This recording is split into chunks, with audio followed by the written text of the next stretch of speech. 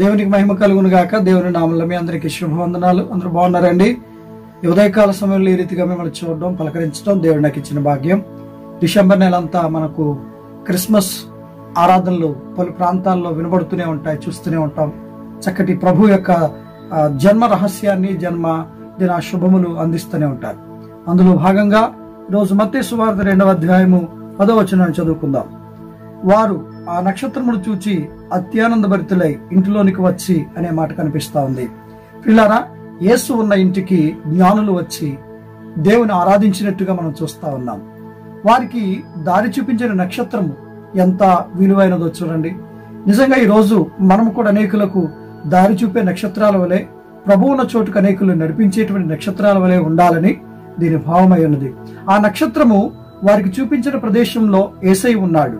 మనం కూడా చూపించే ప్రదేశంలో యేసయ్య ఉండేలాగున మనల్ని చూసి అనేకులు అత్యానందభరితులు ఉన్నట్లుగా నక్షత్రం వలె వెలుగు చూపి, దారి చూపి దేవుని కొరకు అనేక మందిని సంపాదించే నక్షత్రాల వలె దేవుడు మనల్ని ఆశీర్వదించునుగాక.